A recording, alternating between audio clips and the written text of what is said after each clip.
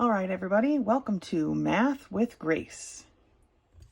Today we're going to be going through Algebra, Unit 6, Lessons 6 through 10.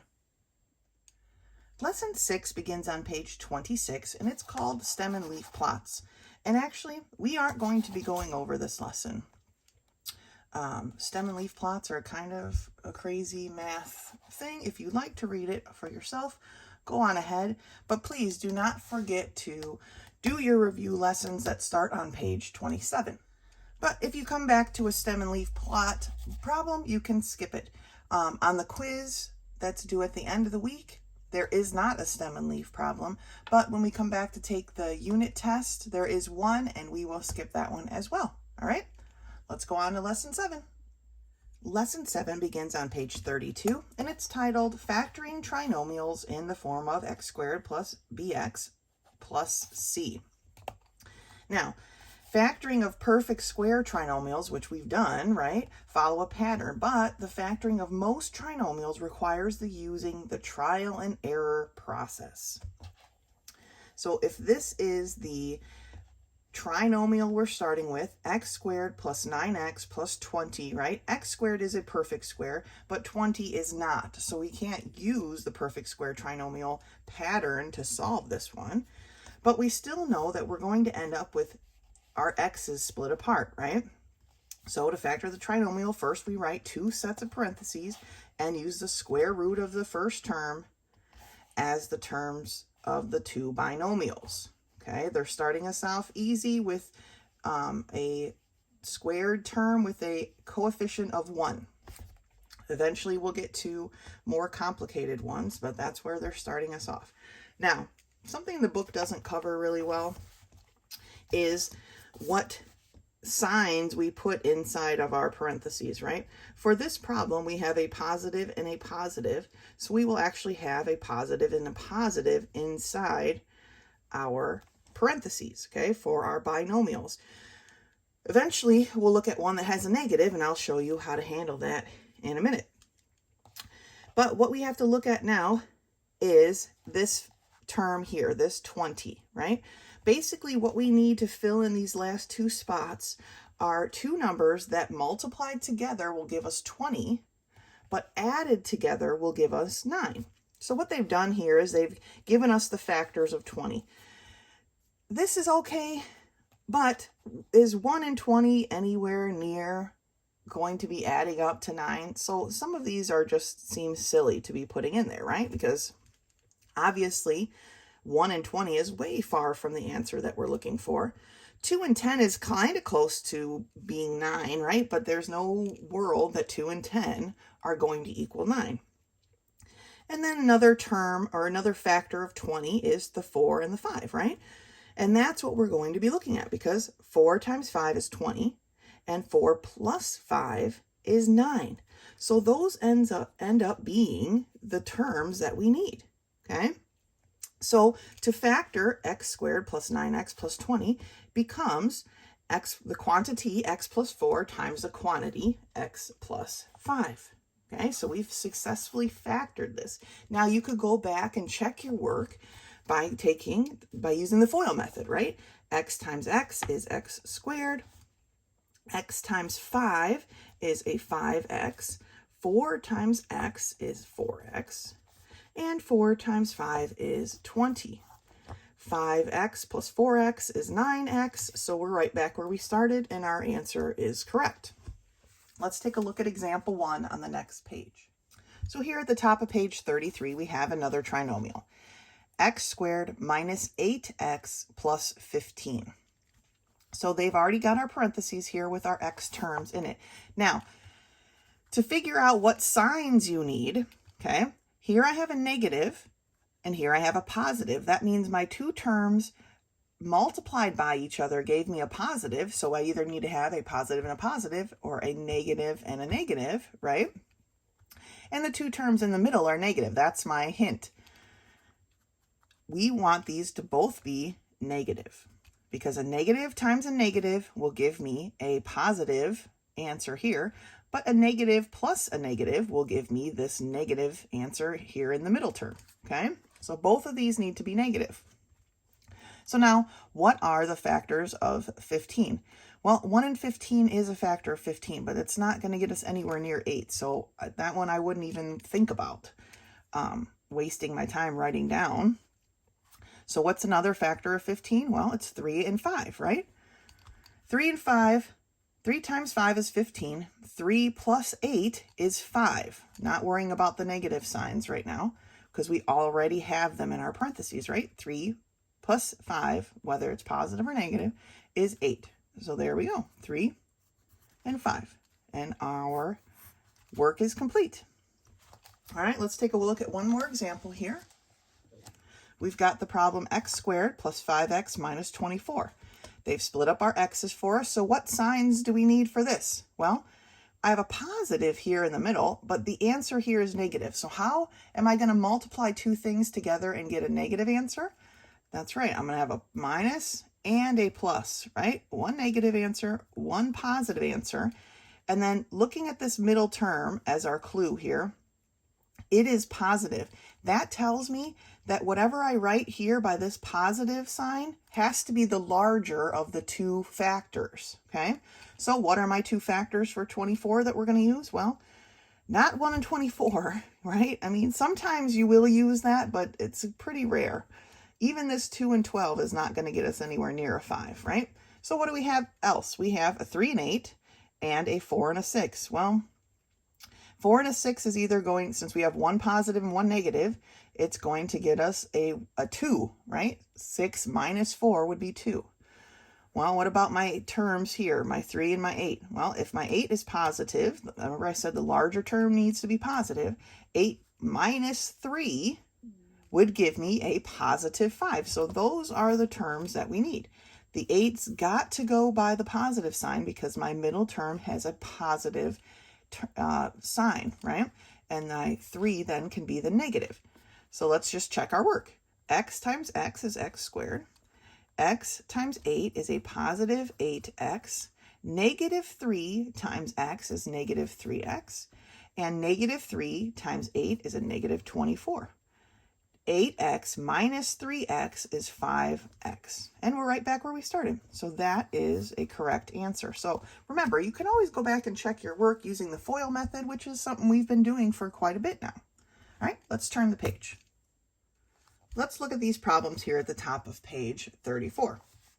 The first problem, number 1, is k squared minus 15k plus 56. So my first step is to make my parentheses and put in my k's, right? The next step for us is to put in our terms. So I have a negative in the middle and a positive third term. That tells me that both of these are negative because a negative times a negative is going to give me a positive, which is my third term, and a negative plus a negative will give me a negative answer, which is my middle term. All right? Now let's take a look at 56. We need to break it down to its factors. 1 and 56, who cares, right? It's just too large. 2 and what is that? 28, that's too big. Does 3 go into here twice? No. 4, does 4 go into 56? Yeah, it goes in what, 14 times? Okay, well, we're getting a little bit closer, right? 5 doesn't go into 56. Does 6 go into 56? Nope, but what else does, right? We've got 7 and 8, right? 7 times 8 is 56. 7 plus 8 is 15. So those are the terms that we want to use. That's why this one's called the trial and error method. You kind of have to work through it till you get to what you need. And we are done, okay? So negative 7 times negative 8 is a positive 56. Negative 7 plus negative 8 is negative 15. Good job. Number 2, j squared plus 5j plus 6. All right, so we're going to set up our parentheses. This time they gave us a j. It really doesn't matter. And what do our terms need to be? We have a positive here and a positive here. That tells me that both of my middle terms are going to be positive. Okay.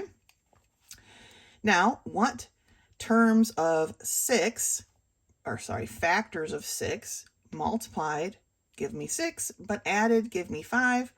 Well, it's not 1 and 6, right? The only other factors we have are 2 and 3. So does 2 times 3 equal 6? Yes. Does 2 plus 3 equal 5? Yeah. So our factors here are 2 and 3. And you could have put the 3 here and the 2 here. That part doesn't matter. The only time it matters what order they go in is when we have a positive and a negative.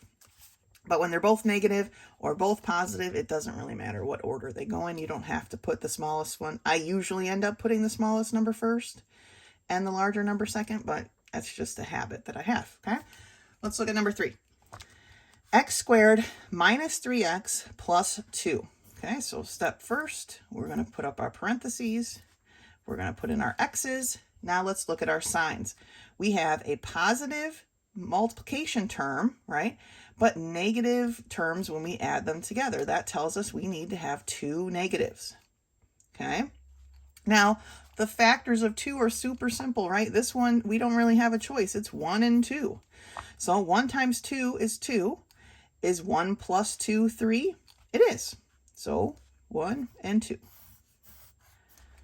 Okay? Let's do, you can do 4 through 6 on your own. Let's take a look at 7 through 9. For number 7, we have x squared minus 23x minus 24. Maybe just looking at this one, you've already figured it out. But let's take a look at our signs, okay?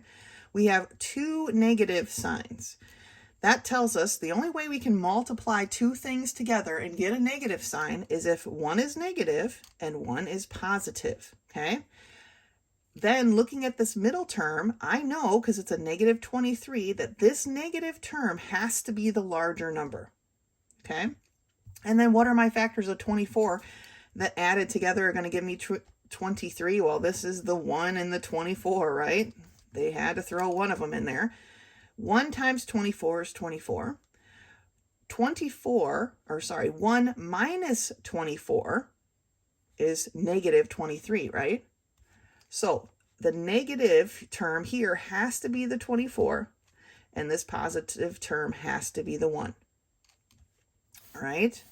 You could work this back out in the FOIL method, but we know that this negative number has to be the larger one, otherwise we wouldn't get this negative 23. All right? Let's take a look at number 8. For 8, we have x squared plus 2x minus 120. Well, first let's split up our x's and figure out what our signs have to be. Again, I have a negative third term. 2 things multiplied together to give me a negative answer. I have to have a negative and a positive. Okay?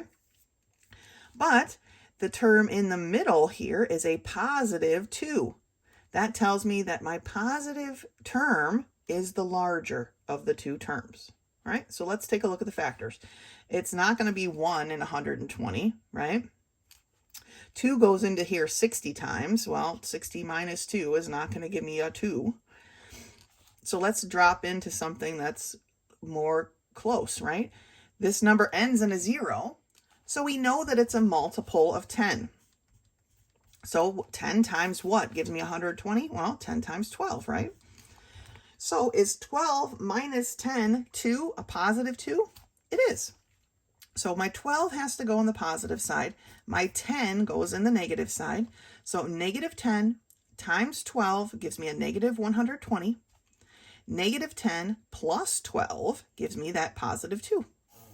And there we have it. Number 9. Y squared minus 5y minus 14. We're going to split up our y's. Let's take a look at our signs. We have a negative sign here. That tells me right away that 2 terms multiplied by each other can give me a negative only if I have a negative and a positive. Okay? Now, what terms of 14 multiplied together but added give me 5? Okay? Multiplied together give me 14. Added together give me 5. Let's take, it's not 1 and 14, right? But let's take a look at 2 and 7. First, we need to figure out which term needs to be the negative. Well, I have a negative 5 here, so my larger term would have to be a negative. So is 2 minus 7 negative 5? It is. So my 7 goes with the negative and my 2 with the positive. Okay, so now I have negative 7 plus 2 multiplied together gives me a negative 14. And then negative 7 plus 2 and, actually added together gives me this negative 5. So working on these, the first step, split up your parentheses, right? Then split up your first term here, your squared term. All of these will always have a coefficient of 1 for now. Until we move a little bit further on, then it'll spice it up for us. Then we have to look at the third term, or actually look at the signs, right? We figure out what signs need to go inside of our parentheses. If we have 2 positives here, then we know our signs both have to be positive. If we have a negative middle term, but a positive third term, then our signs are both negative. But if we have a negative third term, and either a positive or negative, that one doesn't matter. This one is the determining factor, right? This negative third term tells me I have to have a negative and a positive. Then we use the middle term to decide which number goes where, okay? And then, of course, factoring our third term and then adding those factors together will get us to our middle term. That's today's lesson. Great job. Lesson 8 begins on page 37, and we will be learning about direct variation. And then they have an example of the standard form of a direct variation equation. Y equals k times x, k being a constant number, okay? So it says here that a direct variation is when two numbers change proportionally to each other. What that means is, if my value for x increases, then my value of y increases, okay? The standard form of the direct variation equation is written as y equals kx. The variable y is called the dependent variable because it depends on the value of x. And variable x then would be called the independent variable. The variable k is the constant of the variation and does not change. See this? These are a few of the equations that you're comfortable with, that you've worked with quite a bit. The circumference of a circle, c equals pi times d, okay, times the diameter. Pi is the constant. It is always the same number, right? Pi is always the same thing. It is the constant. And then c and d are what's in variation here. The diameter of a circle equals 2 times the radius, right? Obviously, the number 2 is a constant because numbers are constant. They're always the same thing. Now, looking at this example here is where we're going to stray a little bit from the book. Because what the book has us do here is actually solve for the constant to then go back and solve for the answer to one of the problems. But it's unnecessary because if we look at this standard form, all right, if we solve for the constant being k, right, k is being multiplied by x, we're going to do the opposite and divide. And we see that k is equal to y over x.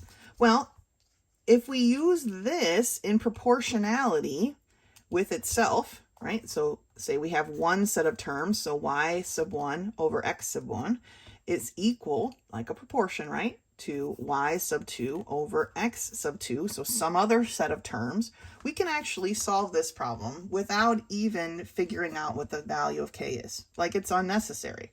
So that's how we're going to do it, all right? Let's not take unnecessary steps. So let's look at the problem here.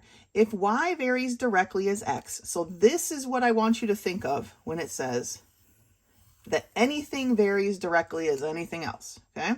If y varies directly as x, always the term that they mentioned first would be in the numerator, and the term they mentioned second is going to be in the denominator, because you know they like to change it up when you get to the actual problems. It's not going to be a y and an x, it's going to be some crazy letters, right? So if y varies directly as x, and y is, I'm just going to write it over here, y is 18 when x is 4, what is, remember, is an equal sign, right? We've learned that doing our story problems. What is, that's our equal sign. What is y? So we don't know what y is this time. when x is 6? And there is your problem. Because it's a proportion, we get to cross multiply. 4 times y is now going to be equal to 18 times 6. Okay, so 4 times y equals 108, right? 4 is being multiplied by y. We're going to do the opposite and divide. And we see that y will be 27. Okay? 108 divided by 4, 27. So that's it.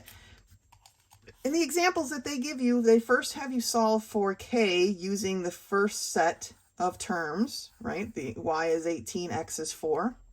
Then once you have k, you can multiply that by 6 and get your answer. But why? We don't need k for anything. K is unimportant. All we need is to set up our proportion here, like I've shown you, with our y over x equals k. We can set up our proportion, cross multiply, and solve. So let's turn the page and look at another one. All right, let's take a look at the example at the top of page 38. I transferred over the general form for our direct variation here, but let's take a look at this example because it's a little bit different. So it tells us here, if y varies directly as the cube of x. So for each of these problems, I like to write down the formula. Y varies directly as x cubed this time, okay? And it said, and y is 99.9 when x is 3. All right, x is 3, but I need to cube it. So what is 3 cubed? Well, that's 27, right? So we have to keep that in mind because we're not dealing with a one-to-one direct variation here. This is a cubed, so we have to cube that 3. What is, that's my equal sign, y when x is 5? Well, that would be 5 cubed, right? So 5 times 5 times 5 is 125.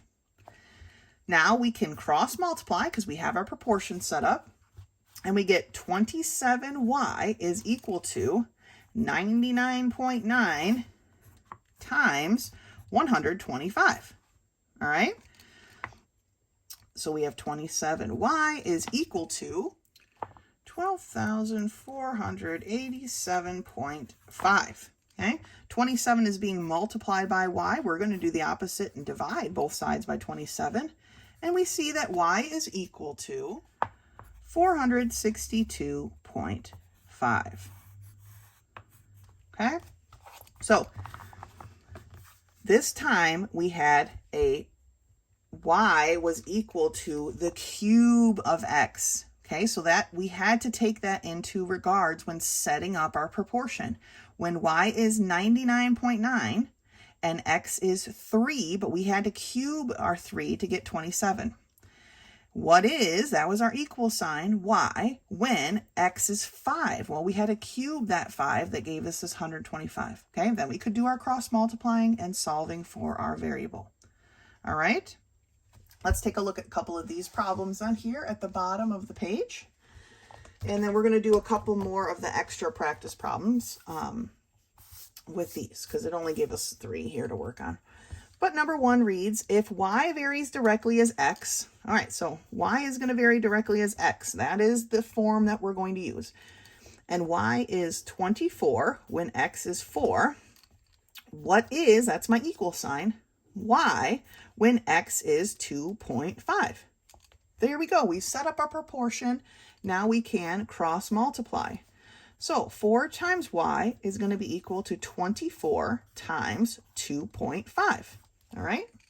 So we have 4y is equal to 60. 4 is being multiplied by y. We're going to do the opposite and divide. And we get that y is equal to, goes in there, 15. Okay, y is equal to 15. We solved. Let's take a look at number 2. If b varies directly as the square of a. All right, so b varies directly as the square of a. Okay, so b over a squared. That is our formula. And b is 27 when a is 3. So if a is 3, we have to square that. So the denominator here becomes a 9. What is, that's our equal sign, b, when a is 4? Well, if a is 4, we have to square it, and it becomes a 16.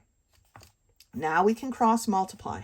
So we have 9b is equal to 27 times 16. So we have 9b is equal to 432. 9 is being multiplied by b. We're going to do the opposite and divide. And we find out that b is equal to 48. Okay? So you can see in these problems, as the denominator increases, the numerator increases. Okay? That is the direct variation. As one goes up, the other goes up. If one goes down, the other goes down. Let's take a look at number 3. Distance varies directly as time. Okay, so I'm just going to write it like this. Distance over time. Okay, they vary directly as each other, and they are equal to the constant rate, right? Distance equals rate times time. Rate is the constant, and the distance and the time can change now. Time can be the constant. This formula is a little bit different, but you got to set it up how they tell you. Distance varies directly as time, so distance over time. If the distance is 37.5 miles when time is 2.5 hours, what is, that's our equal sign, the distance, so we're solving for a d, when the time is 4 hours? Well, we already know it's going to be greater than 37.5, right? But let's do our cross multiplying and see. So we have 2.5d is going to be equal to 37.5 times 4. So 2.5d is going to be equal to 150. 2.5 is being multiplied by d. We're going to do the opposite and divide. And we see that distance is going to equal 60. Because we're talking about distance, we need to include our unit of measure. So 60 miles, okay?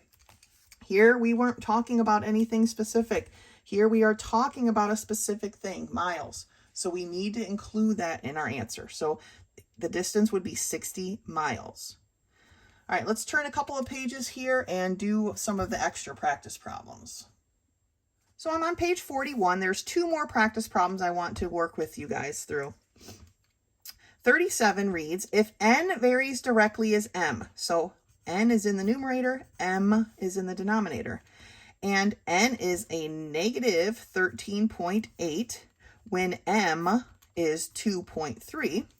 What is, that's our equal sign, n when m is 4.8. So our denominator is increasing, so our numerator is going to increase as well. We cross multiply, so I have 2.3n is going to be equal to negative 13.8 times 4.8. So I have 2.3n is going to be equal to 66.24. 2.3 is being multiplied by n. We're going to do the opposite and divide. I'm going to have to move over here because I ran out of space. N then would be equal to 28.8. Oh, sorry, this was negative, so my answer is negative. Don't want to forget that negative sign here, okay? I almost did. So negative 28.8, okay? Look, 38. Distance varies directly as time. All right, we just did one of these. Distance varies directly as time, right? So distance over time. If the distance is 40.5 kilometers when the time is 1.5 hours, what is, there's my equal sign, the distance when the time is 3 hours? Our proportion is set up. We cross multiply. I have 1.5d is going to be equal to 40.5 times 3. So 1.5d is equal to 121.5. 1.5 is being multiplied by d. We're going to do the opposite and divide. And we get that d is equal to 81. Remember, we're talking about distance, so we need our unit of measure, and it is 81 kilometers. Okay, 81 kilometers. That's our answer.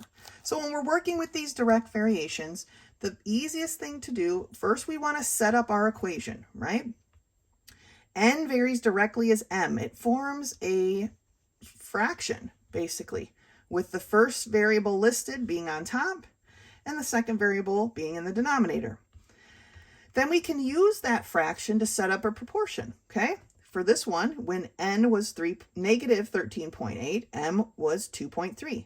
What is then, there's our equal sign, N when M is 4.8. We just put in the information they gave us to make this proportion. Since we have a proportion, we can cross multiply and then solve for our variable. Solve for our answer, okay? And that's direct variation. Great job. Lesson 6.9 begins on page 42, and it's titled Rational Expressions, Canceling Factors. Okay, so this has a lot to do with what we did in lesson 7 when we were factoring things, okay? But let's take a look here. It says, when canceling factors in rational expressions, remember that the plus and minus signs, right here, y plus 4 and this y plus 8, it binds those together. So this y plus 4, they're bound together. They cannot be separated, okay? And it forms a polynomial. And polynomials have to be canceled as a whole. Whenever you see a y plus 4 like this, if you put it in parentheses, then that's their little hub, right? And if you can't cancel that whole entire chunk, then you don't get to cancel it at all. Looking here, we have a y plus 3, the quantity y plus 3 times the quantity x minus 5 over the quantity x plus 2 times the quantity x plus 3.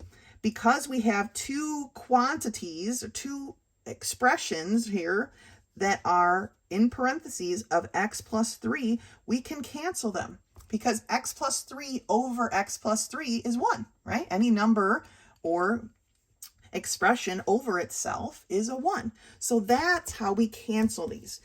So if the irrational expression contains polynomials that can be factored, that's why we learn factoring, they have to be factored first and then you can cancel.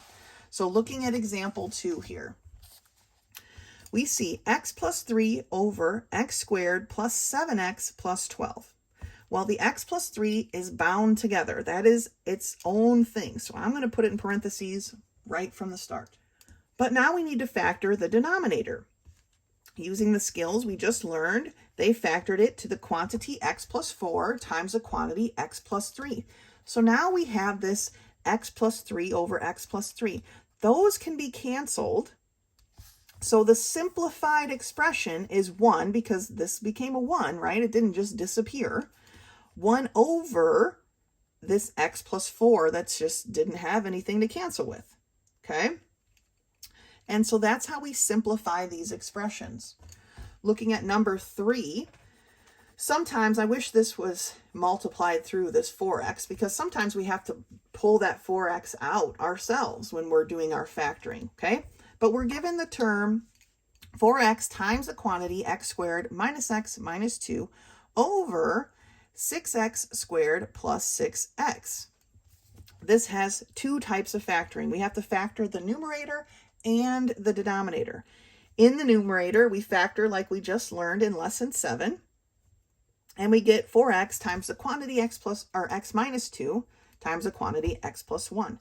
In the denominator, it's a little bit different, right? We are not going to be able to factor it into two sets of parentheses, but both of these things have terms in common, and those terms, okay, is the 6x. We've done this too in the past. So when we factor out the 6x, the greatest common factor, what are we left with? Well, we're left with 1x and a plus 1. Now we have this quantity x plus 1, both in the numerator and the denominator, and they can cancel. But we also have to look at these coefficients here because now we have two coefficients that have terms in common and can be canceled as well. So we simplify it all the way down and we end up with 2 times the quantity x minus 2 over 3.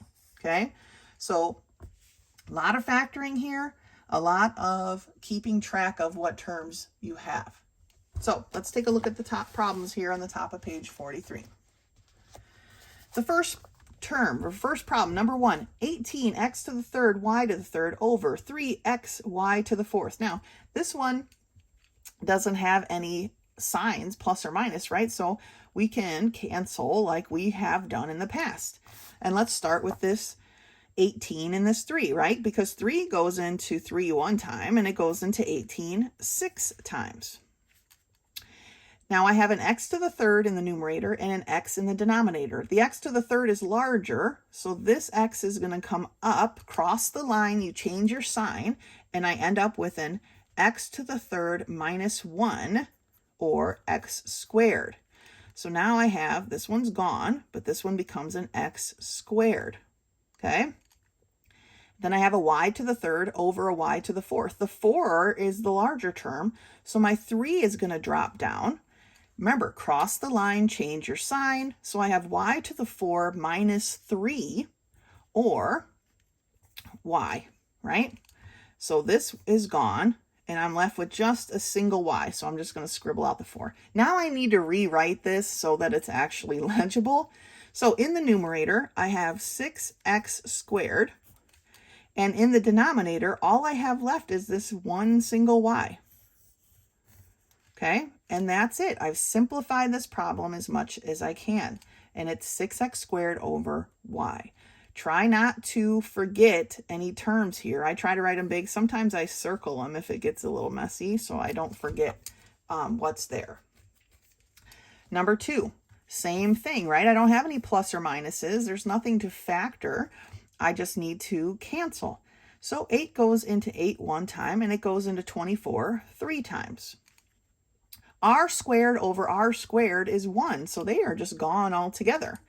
And then I have s to the 5 over s to the 3. Well, the 5 is larger, so my 3 is going to come up, crosses the line, it changes its sign. So I end up with s to the 5 minus 3, or s squared. So this s is gone, and I have an s squared up here. So everything in the denominator has been gone. All that's left is a 1, right? All of those cancel down to a 1. 1 is all that's left. So I don't need to write the denominator at all. If a denominator is 1, it's just the numerator is all we need. So what's left in my numerator? 3s squared. That's it. And so we've simplified this problem as much as we can. Now let's look at some of these that actually need factoring. Not sure I'm going to have enough room, but I'll use my scratch paper if necessary. So for number 3, we have 3x to the third plus 9x squared. Here's our plus sign, binding them together. And that's going to be over x squared plus 4x plus 3. All of this needs to be factored, okay? This first term here, the numerator, I can't factor it into 2 polynomials, but they have things in common that I can factor out, right? And that's going to be this 3x squared. That's what I'm factoring out. So what's left here? If I pull out a 3x squared, the 3 and 2 of these, all that's left is one of the x's, right? And if I pull out a 3, 9 divided by 3 is 3. And then I'm pulling out this x squared, the 3 is just it. So I'm left with 3x squared times the quantity x plus 3. All over what? Well, this term needs to be factored, right? This is going to be our 2 parentheses. The x gets split up. Our signs, here's a positive and here's a positive. So that tells me that both of my signs are positive. Okay. And then what factors of 3? Well, there's only one. It's 3 and 1, right? So is 3 times 1 3? Yes. Is 3 plus 1 4? Yes. So we factored it correctly. So now let's look and see if we have entire chunks here that can be reduced. We do, right? We have x plus 3 over x plus 3. They cancel out and are gone. That's it. That's all we can reduce. Now we need to write our answer. The numerator is 3x squared. The denominator is x plus 1. And that is simplified as far as we can go. Let's do number 4. I'm going to use my scratch paper here because I feel like I don't have enough room. So number 4, I have x squared plus 6x plus 9 over x squared minus 4x minus 21. Okay. I am going to factor here. Both of these, the numerator and the denominator, are going to be factored into my parentheses. For the numerator, I'm going to split up this x and then look at my sign. I have a positive and a positive. That tells me that both of these are positive. What factors of 9 add up to be 6? Well, 9 is 3 times 3, right? And 3 plus 3 is 6. So we factor into x plus 3 times x plus 3, right? This 9 was a perfect square root, and that x was a perfect square root. So this was a perfect square trinomial. And so we ended up with the two exact things multiplied by each other. Perfect. The denominator is not a perfect square trinomial, right? Because 21 is not a perfect square. So we have our x and our x. Looking at our signs, I have a negative 21 here. That tells me that I have a negative and a positive sign. So what factors of 21 subtracted from each other give me a negative 4? That tells me that the negative number has to be the larger. And if we chose 7 and 3, is negative 7 plus 3 negative 4? Yeah, it is, right? So 7 and 3. And here's a little hint for you guys. 99% of the time, they want you to cancel something. So definitely pay attention to what factors you've already figured out, because that's a hint as to what other factors you need, okay? So we knew we were going to cancel something. So we definitely needed an x plus 3 in the denominator or an x minus 7, but that wasn't going to work out, right? So now we can cancel. We have x plus 3's. Not all of them, but just one on one, right? One over the other become 1. X plus 3 over x plus 3 is a 1. So those can cancel.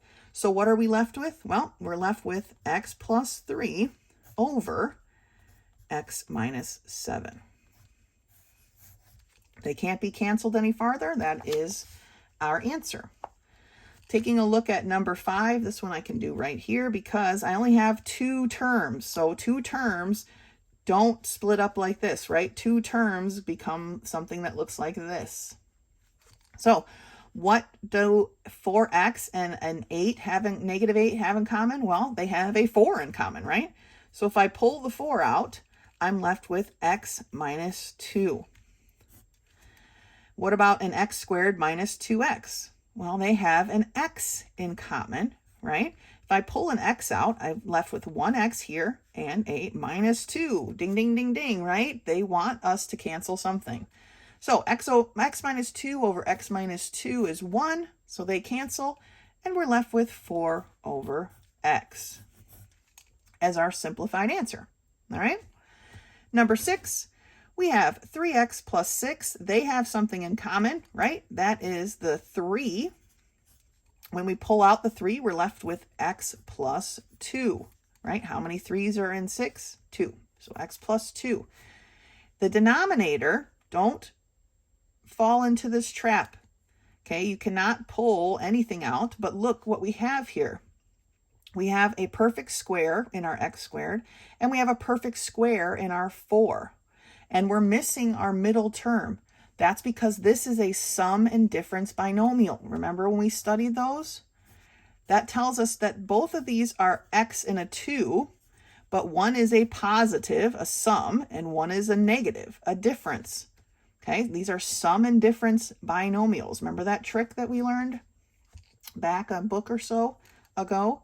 All right, this is a sum and difference binomial. This is what it factors into, because if we use the FOIL method, x times x is x squared, right?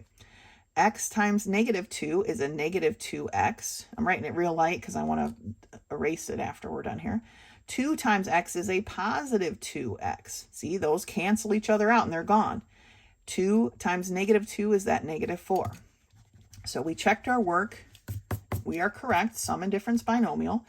And now can we cancel anything? We can, right? Because we have x plus 2 over x plus 2. So they cancel out and we're left with 3 over the quantity x minus 2. And that's our simplified answer. Okay, so basically with doing these problems, we have got to factor. Whether that means we are just factoring directly because there are no plus or minus signs, or we're having to pull out the greatest common factor and then write what's left over and then cancel that from numerator to denominator, okay? But definitely factoring going on here. Always check your work to make sure that you can't factor something and reduce it. Okay, this is like reducing fractions. It's important to reduce it to its smallest components. Well, that's what we're doing here as well. It's just that this involves factoring. All right, that's lesson 9. So that's it for this video. If you have any questions, feel free to contact me via text message, or you can meet me in my office hours. Otherwise, until next time.